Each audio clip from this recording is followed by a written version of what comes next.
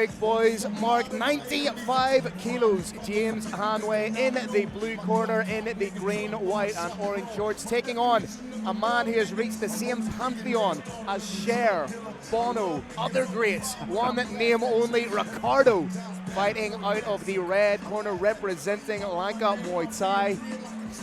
Always interesting when the big lads get in there.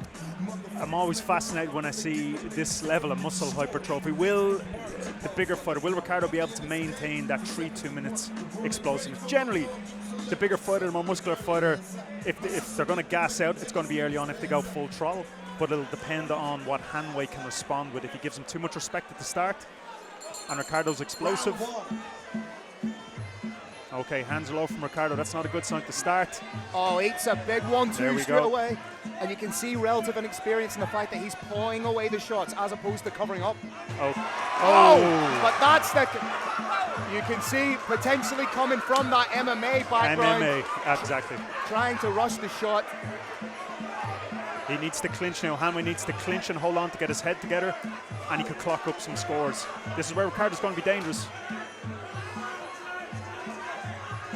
Clinch, grab, get your head. Handway needs to be careful about dropping those hands, because with a heavily muscled, powerful fighter like Ricardo, it could be a case of one and done. We can see that unorthodox, even that uppercut there. He's obviously has some experience, maybe not traditionally in boxing, but this is where Handway needs to pop a knee up the middle. Both fighters seem to have a high chin when they come in, especially Ricardo. Ricardo's move is actually, ironically, the move he's most susceptible to. He can get caught on the inside if Handway can catch him to the chin. As you said, naturally, those hands are quite low from Ricardo. Throw a couple of low leg kicks, come up over the top with a shot. There's potential there.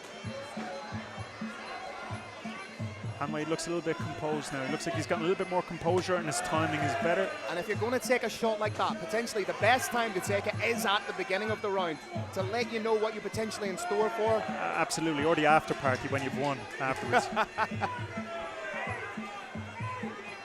Handway definitely seems to be the more technical striker, but in terms of power, it's the heavily muscled Ricardo. And you can see he is actually starting to slow down incrementally. Yeah, that muscle needs energy, that needs glucose, he needs that oxygen. There's lots of oxygen getting zapped into them big muscles. Ricardo's obviously done bodybuilding. He's got that physique. Ooh, huge knee, twice! That's an extra shot thrown in on the way down. We'll see what way the referee handles that, but that is a standing count. I don't know if the bell will save him. No, it won't.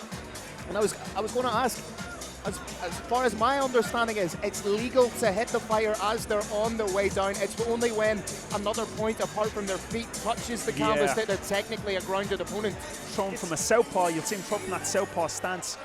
He needs to do more of the same. He needs to close the distance, grab the neck and put that knee down the middle again.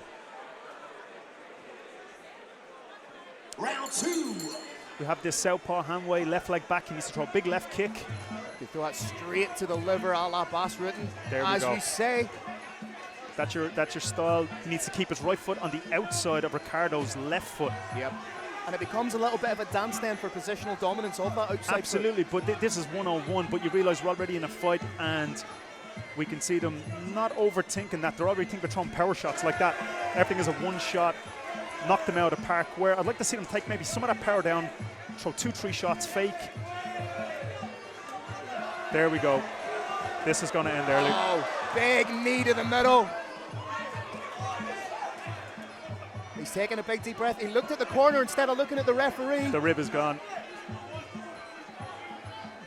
That's never a good sign.